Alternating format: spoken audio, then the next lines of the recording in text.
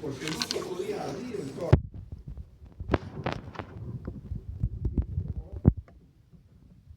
La presión negativa intrapleural se volvía positiva, se colapsaba el pulmón, el paciente entraba en hipoxia y la hipoxia. Entonces no era posible ninguna cirugía torácica, salvo cirugía de superficie. Hasta que se descubre, se inventa, la palabra descubrimiento no tiene sentido ahí, se inventa el tubo endotraqueal con respiración a presión positiva. Entonces se puede abrir el espacio pleural y se le da respiración a presión positiva a través del tubo endotraqueal y se puede mantener eso muchas horas durante el acto operatorio. Ese es un hito importante. Así como fue un hito importante el descubrimiento de la anestesia, ¿cierto? Por Morton, que fue el oncólogo, descubrió el éter, la anestesia por el éter. O el Sir James Simpson en Escocia, que descubrió el coronón. Entonces, con eso se podía dar anestesia y entonces fue también un paso muy importante en el abordaje quirúrgico de los pacientes en general. Obviamente, los descubrimientos de Pasteur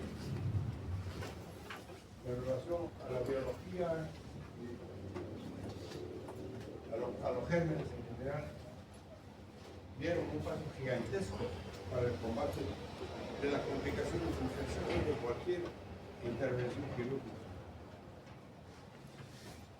Entonces, la cirugía torácica comienza a evolucionar a través de operaciones intratorácicas, entre ellas las recesiones pulmonares y otras, que han servido y sirven para el tratamiento de una serie de patologías, hasta el cáncer pulmonar. Pero posteriormente se tiene que dar un paso más adelante y se trata de enfermedades cardiovasculares. Básicamente corazón y grandes arterias, aorta, arteria pulmonar, que no podían ser tratadas adecuadamente porque no se podía dejar de trabajar el corazón durante la operación. Eso solo se consiguió a través de la introducción de la circulación extracorpórea y la máquina corazón-pulmón artificial introducida por Gibbon no hace mucho tiempo. De ahí el avance de la cirugía torácica y cardiovascular ha sido meteórico. Ahora casi no hay enfermedades pasibles de tratamiento quirúrgico en el aparato cardiovascular que no se operen. Se operan todas.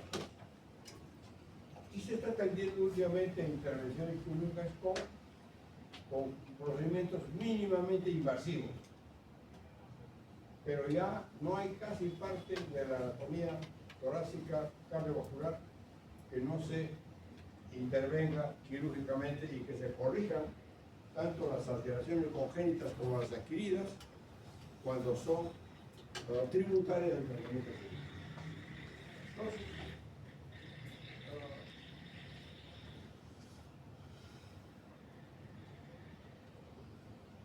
hay algunas cosas que realzan, por así decir, la preparación de ustedes en ese campo. Aquí hay una historia de una persona de sexo masculino de 45 años de edad que recibe una contusión en la región precordial con el timón del automóvil que va conduciendo a gran velocidad. Experimenta dolor precordial y dificultad respiratoria, por lo que es conducido a un hospital. Al examen clínico se observa el paciente adolorido con dificultad respiratoria y se constata hipotensión arterial, insuficitación venosa yugular y ruidos cardíacos apagados. La radiografía ve todas las vueltas y reta cardíaca aumentada de volumen. Con el diagnóstico probable de hemopericardio y taponamiento cardíaco, se le practica una punción pericárdica. Esa punción pericárdica es importantísima, porque al descomprimir el saco pericárdico permite que el corazón continúe funcionando y el sujeto esté con vida y pueda ser operado. Y eso lo puede hacer cualquiera que tenga la directiva correspondiente para hacer una punción pericárdica en un caso de emergencia. Y esto salva la vida.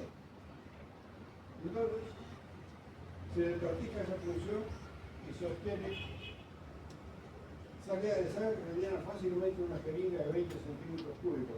Como el diagnóstico de hemopericardio, entonces, porque ya está confirmado, el paciente es trasladado a las salas de operaciones para una toracotomía de urgencia. Porque esto es una urgencia. Tienen que tener en cuenta que un paciente que hace hemopericardio traumático puede ser por ruptura ventricular, pero todavía está vivo. Hay un 80% de mortalidad en estos casos. Los pacientes que llegan al hospital todavía pueden ser salvados. O sea, depende de la celeridad y rapidez con que el paciente llega al hospital. Como es el diagnóstico de hemopericardio trasladado a la sala de operaciones para una toracotomía de urgencia. Se confirma el hemopericardio y ruptura del ventículo derecho. ¿Qué es sutura? ¿Por qué el ventículo derecho? Porque el ventículo derecho no es derecho, es anterior. Y el izquierdo es posterior. Entonces el que es más expuesto directamente a cualquier trauma es el primero que se rompe. Además tiene paredes más delgadas que el ventículo izquierdo. ¿Ah? Entonces se confirma eso. Y se sutura.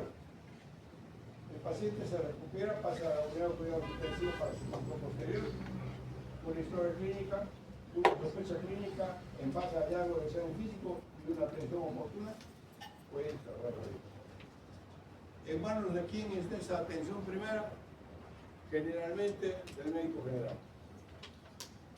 Que si ustedes están en un sitio donde tienen un centro de salud y ustedes están atendiendo ahí, ellos son los que van a salvar la vida, no porque lo operen ellos, sino porque hacen un diagnóstico temprano, oportuno, y envían al paciente al hospital para que ahí sea complementado con el diagnóstico.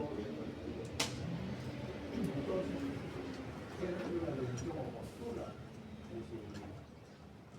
Muy bien. Bueno, esto hablamos del aprendizaje de la situación y de una técnica de aprendizaje. Bueno, las decisiones son llamadas también vías de abordaje. Decisiones vías de abordaje, ¿no? Como ejemplo, alcanzar la cavidad torácica y realizar intervención al órganos posteriores de la cavidad, regular la pared torácica o el mediastino. El mediastino. Tanto mediastino medio, anterior o posterior. Todo eso puede ser alcanzado por el. Primero, tiene admisiones solicitadas exclusivamente para el drenaje de abscesos y correcciones. Nada más. Luego, el advenimiento de la incubación arterial y la afección controlada por el día fue posible de toda la comunidad de Chile. Bueno, todas las instituciones quirúrgicas deben proporcionar una adecuada exposición. Es importante que nos permita la seguridad y comodidad para realizar la operación planeada. Incisiones chiquititas, incómodas,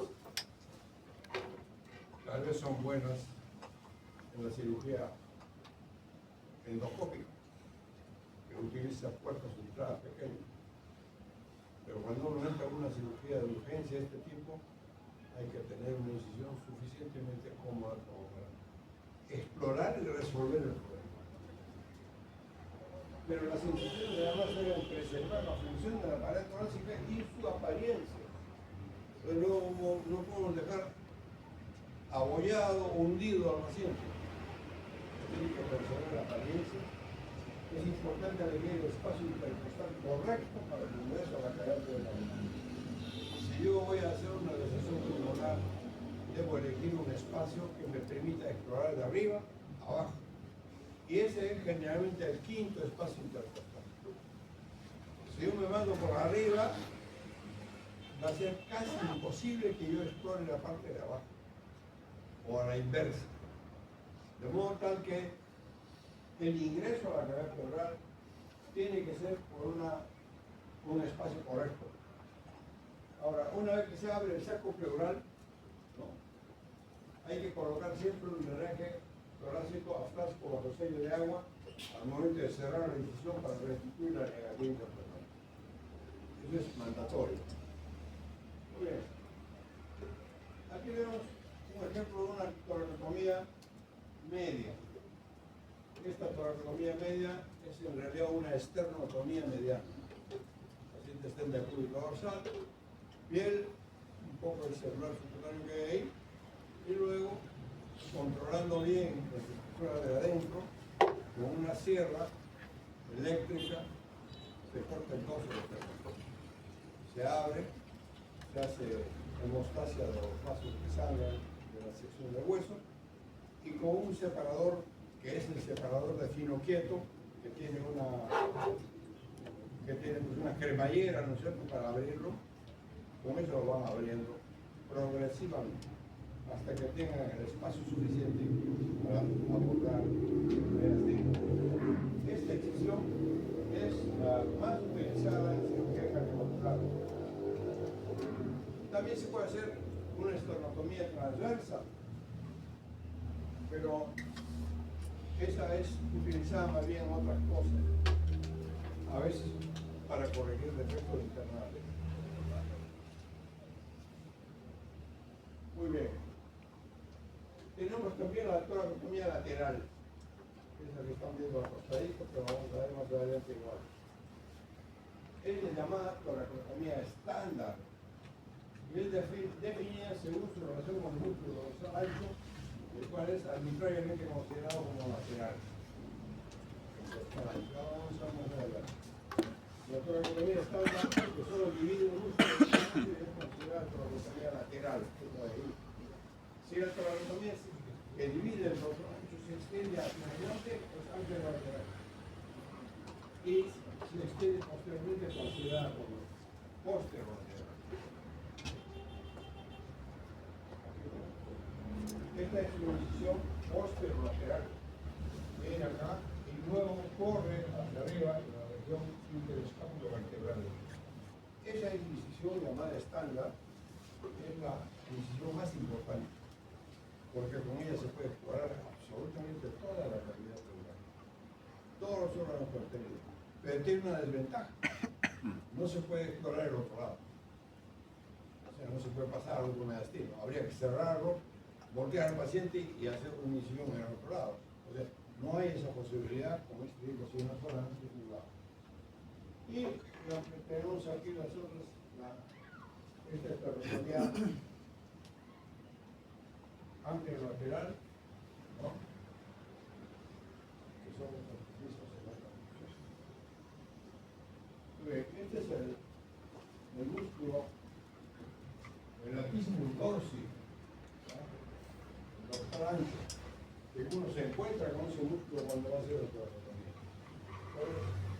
En la toracotomía, si está por delante de este músculo, es llamada toracotomía anterolateral. Y si es a través del músculo, cortando el músculo, porque hay que cortarlo, es la posterolateral.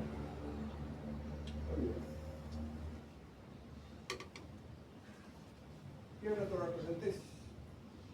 Es una función. Una función que tiene indicaciones con fines terapéuticos cuando se sospecha un neumotórax simple o hemotórax importante, y siempre que se sospeche o no se puede descartar una neumotórax de atención. Esas son sus indicaciones de la simple toracocentesis terapéutica, ¿cierto? Porque si a un paciente que tiene una neumotórax de atención le ponemos un troca y hacemos una toracocentesis, disminuye la tensión, el paciente se recupera. ¿Ah? Se recupera. Porque disminuye la tensión. Y con fines diagnósticos, cuando se tienen que hacer derrames patológicos para estudio laboratorio. Si es una piedra, cualquier otro tipo de derrame, ¿no?, serofibrinoso en el caso de tuberculosis, o serohemático en el caso de cáncer, esos líquidos van al laboratorio y no permiten hacer el diagnóstico correcto. ¿Ah? Y ahí tenemos un ejemplo de radiografía. Un derrame completo o un derrame parcial. Porque esos dos puede ser materia primero de obtener el líquido para después de mandar al laboratorio, y en segundo lugar colocar un drain para que siga drenando en caso de empiemas. Pero si se trata de un derrame cero fibrinoso, no se drena, solo se evacúa, y el resto es tratamiento con medicamentos. ¿Qué material se necesita para hacer la resistencia? Paño, guante, gas estéril, antiséptico, una jeringa de 10 o 20 mililitros, agujas, anestesia colocar, un llave de doble vía y un catéter sobre la aguja de 14. Este es material con el que vamos a utilizar para ver. Y la forma como se debe hacer es infiltrar primero la piel, lidocaína al 1 o al 2% para tener anestesiada la zona, y luego con esta misma jeringa se va introduciendo por encima del borde superior de la costilla, porque abajo está el paquete vascular. Entonces por encima y se va infiltrando con anestésico hasta alcanzar el lugar del derrame. Como ven ahí, se aspira y ya se tiene pues la evidencia de que hay un líquido. Se manda una parte al laboratorio, si hay que evacuar todo, se evacúa todo, si hay que colocar un drain, ya se aprovecha para hacer la colocación del drenaje. Pero esa es la forma que ustedes lo pueden hacer tranquilamente en cualquier centro de salud. Cuando se trata de un empiema, como en este caso, entonces la presentación de unos cirios, ¿para qué? Para poner en evidencia que lo que hay adentro es pus. Y eso debe ser enviado al laboratorio y luego debe ser drenado. Los empleados deben ser drenados. Para drenarlo se coloca un drain. Bueno, entonces hay que corroborar si el paciente sea el paciente correcto. A veces hay que colocar un drain y están equivocados el paciente, hay que preguntarle, ¿es usted la persona? ¿Ah? Verifique el emisor correcto. Si yo voy a poner un drain en el lado derecho, de repente me equivoco viendo la placa y debo colocar un drain en el otro lado. Eso ha sucedido, y puede suceder, entonces hay que verificar bien cuál es el lado afectado. Hay que explicarle al paciente el procedimiento. Señor, le vamos a hacer esto por esta razón. Esto es lo que usted va a sentir y el objetivo de esto es que usted se mejore por esta razón. Entonces, hay que hacer una explicación. Hay que corroborar los estudios de laboratorio y radiografía de todas para mayor información. Sobre todo la radiografía, que nos permite ver la patología que está adentro y el lado, si es derecho o si es izquierdo. Pide al paciente que insiste al borde de la cama y que apoye su brazo sobre una mesa alta. Esta posición facilita que los espacios intercostales se abran. Realizar percusión o ocultación a la pared posterior del tórax para ubicar la zona material del tórax, donde visualización del derrame cerebral en la radiografía torácica. Ustedes han aprendido en la semiología, ¿no? ¿Llevaron semiología o no? Percusión, es importante. Para que ustedes puedan verificar, corroborar entre lo que ven en la radiografía y lo que están encontrando en su paciente. Se aconseja colocar un oxímetro en el dedo índice del paciente para comprobar los valores vitales y la saturación de oxígeno. Claro, tenemos un oxímetro, lo colocamos y ya tenemos con ese control. Pero si no lo tenemos, tenemos que hacer el drenaje igual. Si tenemos, usémoslo. Hay que seleccionar el lugar de la punción, el mismo que debe estar ubicado a 5 o 6 centímetros laterales a la columna vertebral y entre 5 a 7 espacios intercostales.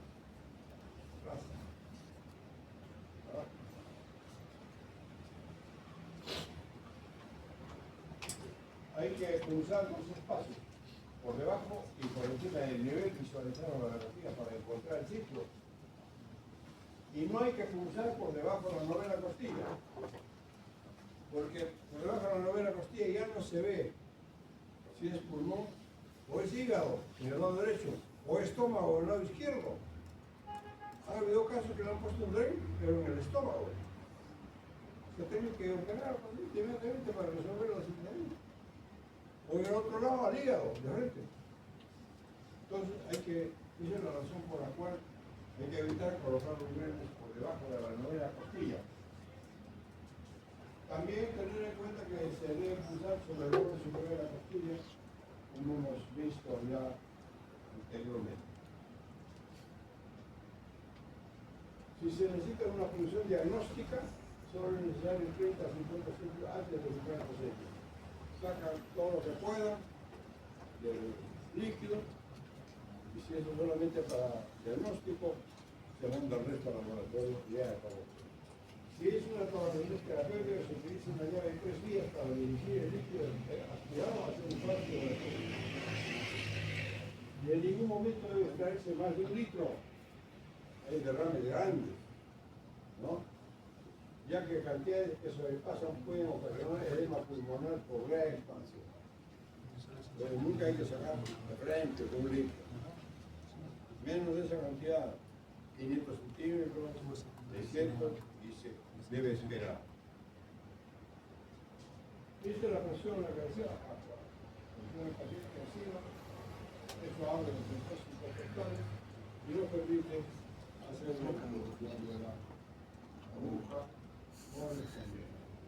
Esos niveles así que lo hemos visto que está el nivel de derrame. El drenaje torácico es también le llaman toracotomía mínima, ¿ya? Porque se hace una pequeña incisión en el tórax y a través de esa incisión se introduce el tubo de drenaje. El tubo de drenaje abierto, porque hay 2 tipos, el abierto y el cerrado. El abierto ustedes no lo van a poder hacer porque además es muy poco frecuente. Se realiza para llenar secreciones turbulentas en casos excepcionales, especialmente por la infección crónica y la fibrosis de los vestimentos pleurales ha perdido su función. O sea, se ha hecho una operación, se ha complicado, hay una enferma, eso se puede drenar de otra manera, aunque sea abierto, porque ya el pulmón está pegado, adherido, ya no se va a producir el colapso. Entonces, eso es el drenaje abierto.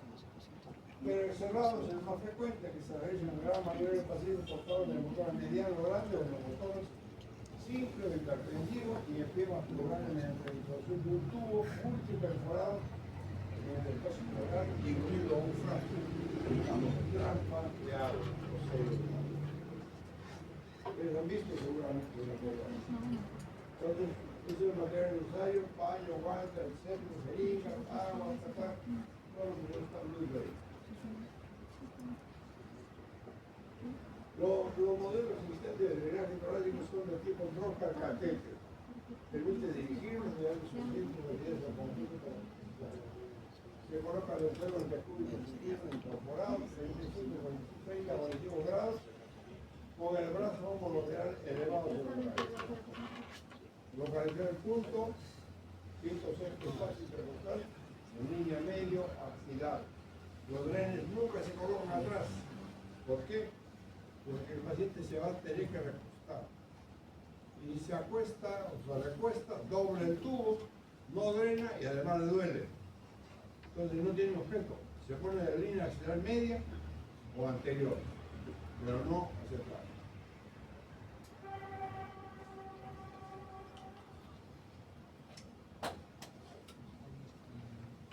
El punto de incisión, localmente,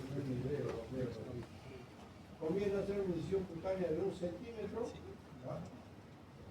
Con bisturí de calibre ligeramente superior al drenaje y difracción Roma de todos los planos para llegar hasta la pleura. ¿Con qué se hace esa difracción? Aquí está.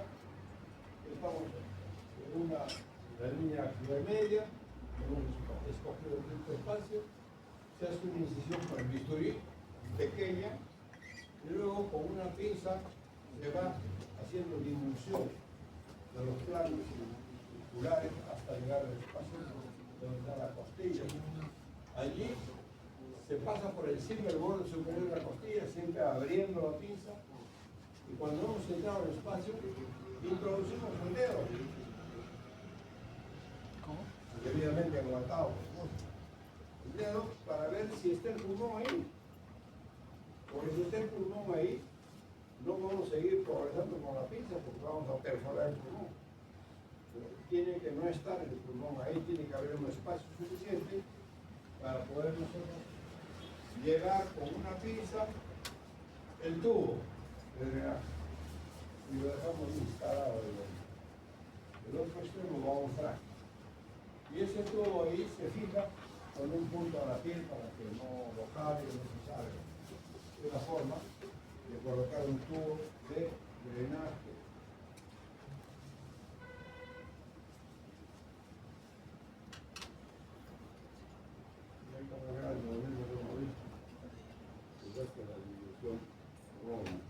Antiguamente se usaba un trocar, que era una especie de tubo que se introducía adentro y a través del tubo se mandaba la sonda, pero era una sonda delgada, porque a través del tubo no puede entrar una sonda muy gruesa. Y el drenaje es mejor utilizar tubo grueso, del tamaño del dedo, porque eso garantiza que se drene y que los coágulos de fibrina y no obstruyan el tubo de drenaje. Eso es una condición importante. Y este es el frasco de drenaje. Si nosotros dejamos un tubo de drenaje alojado, eso va a través de un tubo de vidrio bajo el nivel de agua. Entonces se expande el pulmón, el aire sale por acá y luego escapa afuera, pero ya no puede regresar. Este sistema hace que el aire salga y se restituya otra vez la negatividad del cuerpo.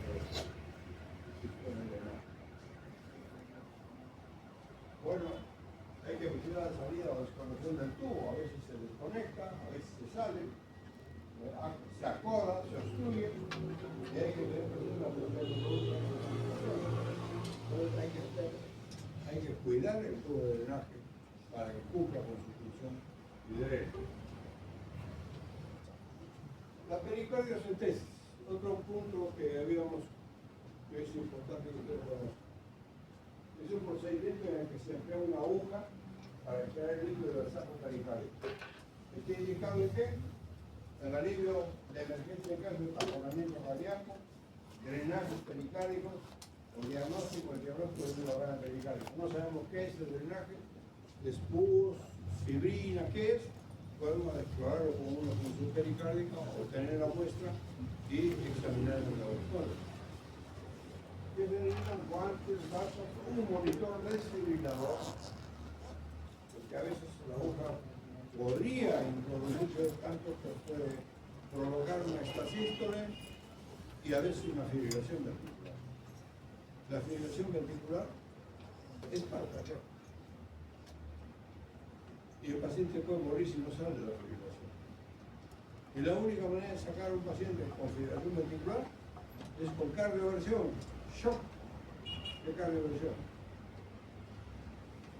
Y si no tenemos un aparato para hacer cardioversión y tenemos el paciente con fibrilación, ese paciente está muerto. No podemos hacer nada, aunque lo abramos y hagamos masaje, la fibrilación no sale con eso. La fibrilación sale con desfibrilación. Entonces es importante tener un desfibrilador, ¿no? Son 7, 14, 14 años. Y acá está la llamada tríada de Beck, que ustedes la han estudiado, ¿o no? La han estudiado, nosotros en la clínica, algún profesor les habrá mencionado eso. Y si no mencionado, ¿qué es? Que esta es la identificación regular, como se está viendo ahí, ¿no? Ruidos cardíacos apagados y hipotensión arterial. Y el antecedente traumático, que puede ser un trauma violento, a tórax cerrado, o incluso por arma blanca o arma de fuego. Yo he operado paciente que traen del penal de acá. 50 minutos ahí, está por ahí.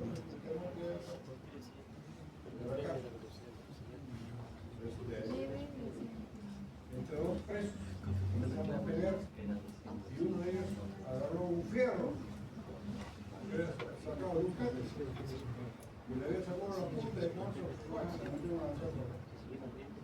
Lo llevaron a la emergencia, había un nuevo pericardio, lo abrimos. Lo abrimos y había una lesión del ventrículo derecho. Cuando abrimos el saco pericardio comenzó a chispetear el dedo, el punto, cerrado bien y listo.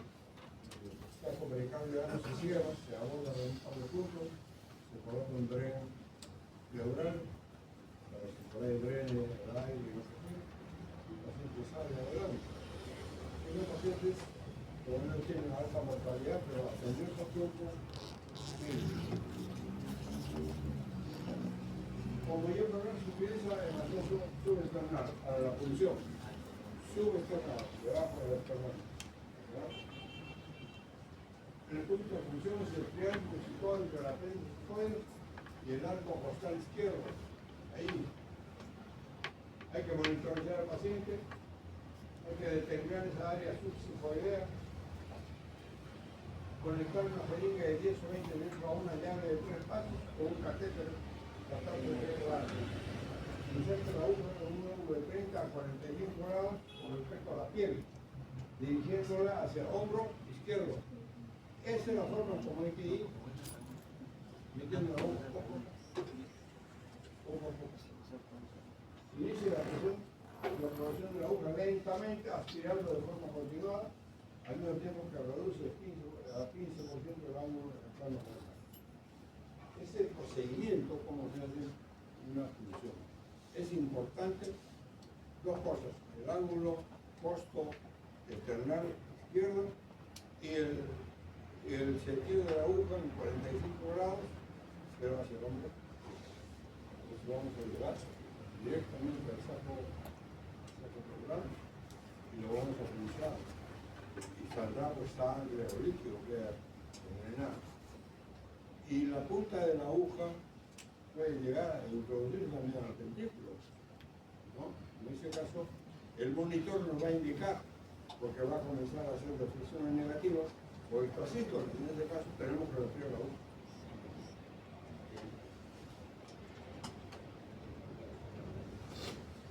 Aquí, si la aguja progresa excesivamente acabando contacto con el pericardio, aparece una alteración de la ST crónico. En el caso de que retire la aguja, siempre se aspira. Una vez que la aguja penetre en el saco pericárdico, drene el líquido pericárdico o la sangre presente sin retirar la aguja.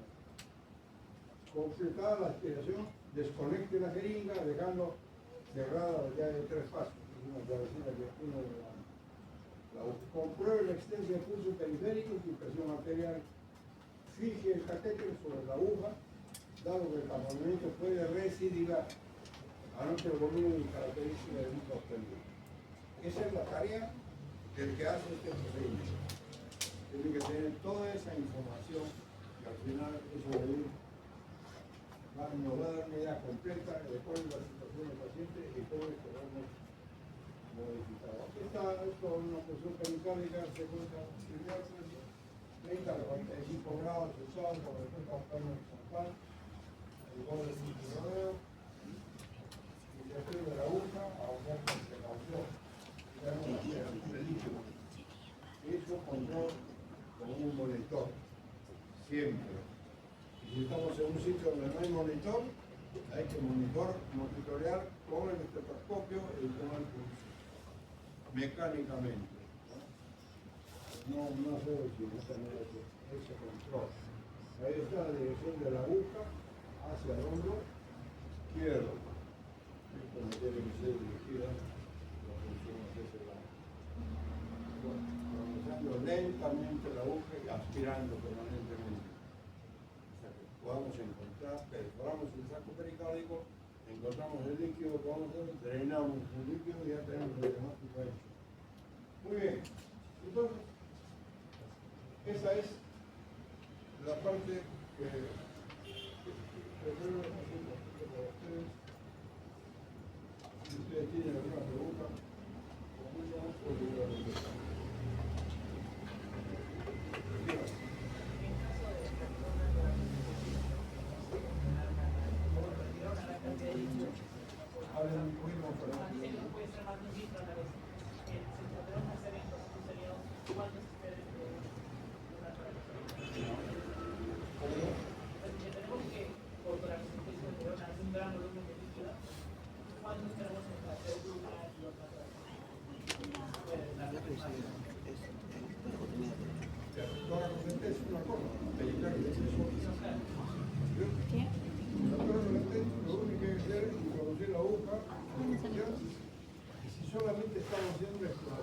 diagnóstica va hasta obtener el líquido para mandar al laboratorio.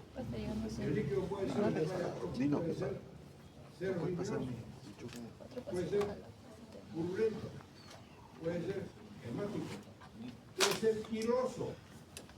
¿Verdad? Todo eso va a laboratorio. Ahí en esos casos, dependiendo de la cuantía, si hay bastante líquido, se retira todo lo que se pueda a través de la boca. Y nada más, viene el tratamiento medicamentoso.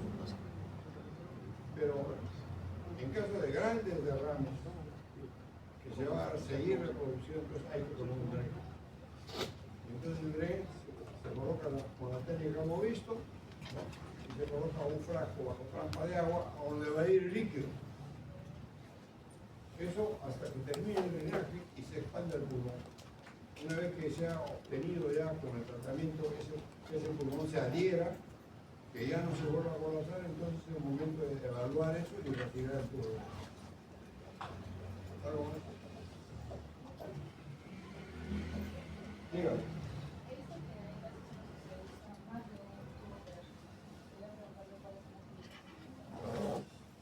¿Está usted refiriéndose a qué? Más de dos.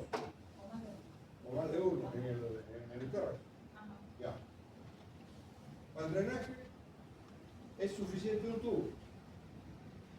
Pero cuando uno hace una intervención quirúrgica y ha hecho una toracotomía, generalmente se colocan dos. Un tubo con el extremo hacia el vértice y el otro hacia la base. De modo que los dos tubos, el tubo de arriba elimina el aire y todo aquello que pueda permanecer dentro y colarse el pulmón. Y el otro es para tener los líquidos, la sangre y todo aquello que pueda permanecer. Pero eso generalmente lo hacemos solamente para pacientes operados, así hemos abierto el tórax. Pero si es para un drenaje determinado, digamos, un neumotórax espontáneo, que puede ser frecuente en gente joven, ¿no? Que es producido por una bula en el fisioanatomo subpleural, de esas que se rompe. Se rompe, entra aire, se coloca el pulmón y una persona como más sana. ¿Qué hacemos? Un tubo de drenaje. En ese caso, donde le ponemos el tubo de drenaje, como es solamente aire, segundo espacio intercostal de línea medio plana. Ahí lo anestesiamos, le hacemos su incisión pequeña, la pinza hasta alcanzar el espacio adentro. Una vez que alcanzamos el espacio adentro, agarramos el tubo y ¡pam! Se lo metemos adentro. Y lo dejamos instalado. El extremo del tubo a un frasco. Y punto, y listo, con eso queda firme. Entonces, estas son algunas indicaciones sobre esto. Obviamente hay que tener en cuenta la sepsis y la antisepsia que debe ser rigurosa. Si el paciente tiene, por ejemplo, un neumotórax espontáneo, la contaminación puede ser de afuera, del operador.